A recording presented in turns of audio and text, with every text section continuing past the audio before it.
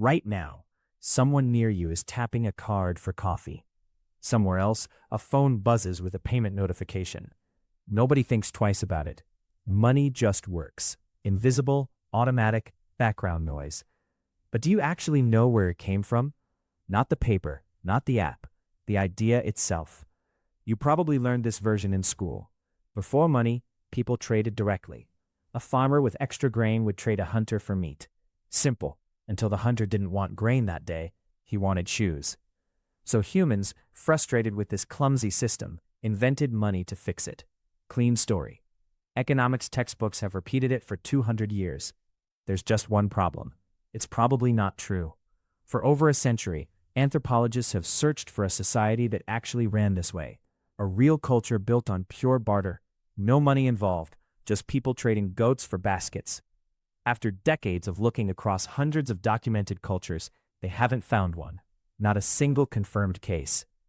So if trading grain for shoes isn't where money came from, where did it actually start? Not a marketplace, a temple. About 5,000 years ago, in Mesopotamia, massive temple complexes were running the local economy.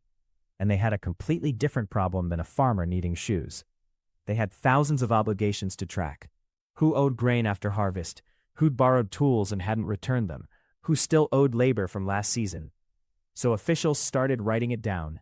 And to compare debts fairly, they needed a shared unit. That's where silver comes in. A ruler would simply declare that 1 unit of silver, a shekel, was worth 1 bushel of barley, not haggled over in a market, decided by the state and recorded. The first version of money wasn't a coin you could hold.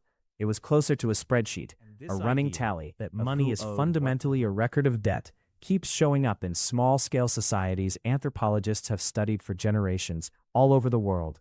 In some cultures, a family that received a bride in marriage owed a debt, one only repaid by eventually providing a bride in return. No coins ever touched a hand. The obligation itself was the currency, tracked socially the same way a temple official tracked it on a clay tablet. For most of human history, money wasn't something you carried, it was trust, formalized and recorded. Which raises the obvious question. If debt and record-keeping came first, where did actual coins come from? That part is much more recent and far more specific.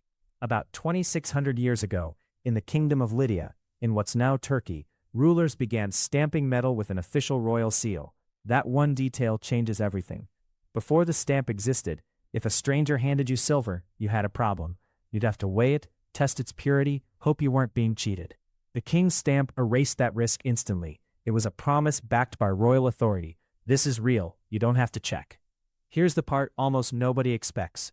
These coins weren't invented to help farmers sell vegetables. They were invented to pay soldiers.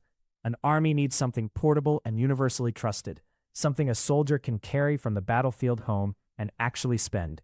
Coins solved that first, spreading through military pay and tax collection long before they touched a village marketplace. Everyday buying and selling came later. A byproduct of the system, not the reason it was built.